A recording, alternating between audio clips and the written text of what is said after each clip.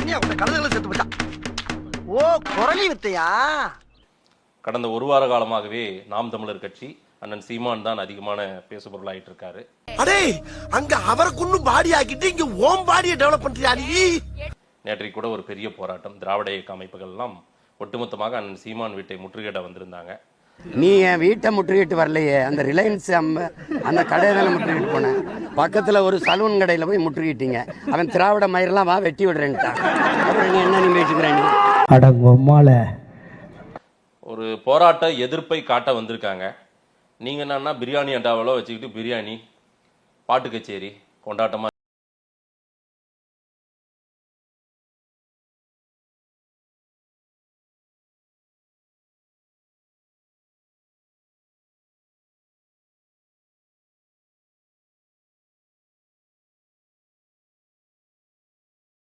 அவங்க காயப்பட்டதாக உணர்ந்து அங்கே வராங்க. அவங்களுமே அறவழி போராட்டத்திற்காக தான் வராங்க, கோஷம் போட வராங்க. போலீஸார் தடுத்து நிறுத்தி அவங்களுக்கு ஒரு இடத்த ஃபிக்ஸ் பண்ணி கொடுக்குறாங்க. நீங்க அவங்கள வெறுப்பேத்துறது இது மறுபடியும் சீண்டி பார்க்குற மாதிரி இல்லையா உங்களுக்கு? அப்படிங்களா? ரொம்ப ரொம்ப சாரி சார். அப்படித்தான் பேசுவேன். நேற்றைய நாள் பொறுத்த வரைக்கும் ஒரு மகிழ்ச்சியான நாள் அப்படின்னு சொல்லலாம்.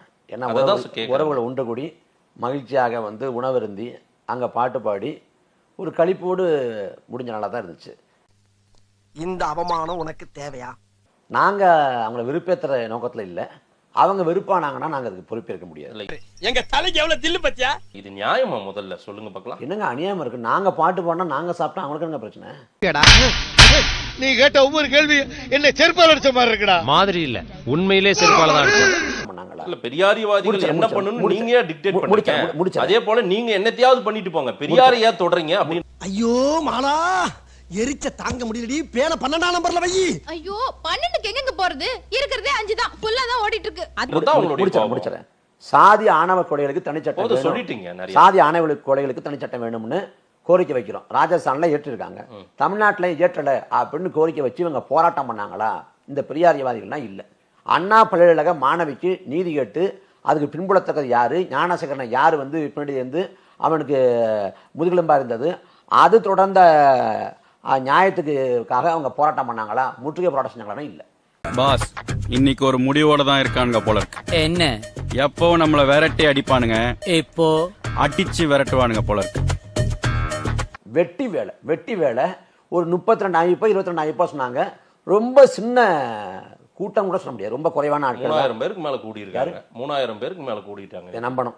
3000 பேருக்கு 3000 பேருக்கு மேல கூடி. நீ ஊர்ட்டமா உன் நல்ல மனசுக்கு நீ தான் ஜெயிப்ப.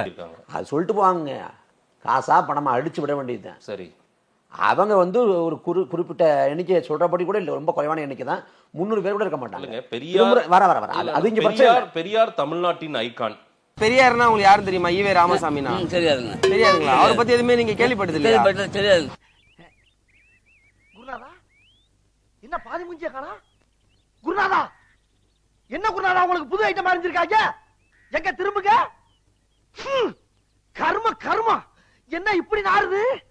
குருநாதா, மாட்டு ஐட்டத்தையும் மனுஷ ஐட்டத்தையும் மிக்ஸ் பண்ணி எரிஞ்சிட்டாங்களே.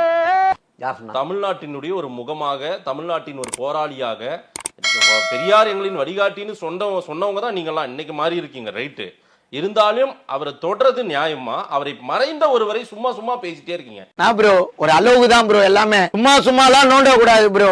மறைந்த தலைவர்களை இழிவுபடுத்துவது, மறைந்தவர்கள் சமாதியை இழிவுபடுத்துவது, இது என்ன ஒரு தர்க்க ரீதியான வாதமா? இருக்கிறவங்களோட மோதுங்களேன். என்னப்பா சண்டைக்கு வர மாதிரி? நீ வேணா சண்டைக்கு வாடா, நீ வேணா சண்டைக்கு வா. கோட்சே இல்ல, சாவர்கர் இல்ல. கோட்சே சாவர்கரை பேசக்கூடாதுன்னு சொல்லுவீங்களா? நான் சொல்ல மாட்டேன், நீங்க சொல்லுவீங்களா? அவங்க மறைஞ்சிட்டாங்க. இது அளவுகோல் இல்லைங்க. பெரியாரோட இருக்கிறவங்களோட மோத முடியல, இருக்கிற திமுகவோடு நீங்க மோதும், அதனுடைய வீரியம் குறைந்து கொண்டே இருக்கிறது. அது பெரிய அளவுக்கு செல்ஃப் எடுக்கல, அதனால பெரியாரையே தொட்டு பார்த்துருவோம் அப்படின்ற. திமுக வீரியமாக நாம் தமிழர் கட்சி மோதல, இது மாதைய சொல்றாரு. அப்படி புரிஞ்சுக்கலாமா? அவங்க சொல்ற வாதம் இது. உங்களை அடிச்சுக்க முடியாது. என்ன அடி சிங்கிறீங்களே? எனக்கு இன்னொரு போட்டியா போயிட்டு இருக்குங்க. இவன் 4 தடவை இன்னைக்கு தான்டா போட்டான். நானும் பொண்ணுமில்ல. ஆகவே தமிழோட இலக்கண இலக்கிய நூலான தொல்காப்பியம் இருந்துச்சு, பிற மொழிகளின் வரவை தடுப்பதற்கு. இப்படி உலகிற்கு முன்னோடியாக எல்லாவற்றையும் கற்றுத்தந்த இனத்துக்கு பெரியார்னு ஒருத்தர் வந்துதான் கற்றுக் கொடுத்தாருன்னா இது கற்பனைவாதம், இது பிம்ப கட்டுமானம். இப்ப யார் சொன்னது? யார் சொல்லல? இப்ப யார் சொன்னது? தமிழ்நாட்டை பெரியார்மன் சொல்றீங்களா இல்லையா? சரி, இது இன்னைக்கு நேத்து சொல்லலையே. ஏன் சொல்றீங்க? இது இன்னைக்கு நேற்று நான் சொல்லலையே. கேக்குறேன். பார்த்தாலே அடிக்கணும் போல இருக்குன்றா. அட நம்பியா, பார்த்தாலே அடிக்கணும் போல இருந்துச்சு. பார்த்தாலே எப்பறம் ஒருத்தனை பார்த்தா அடிக்கணும் போல இப்படி தோணும். வேணா பாரு, வர தம்பி. யார முறைக்கிறா? ஆமா மச்சான், முறைக்கிற மாதிரி தான் இருக்கு.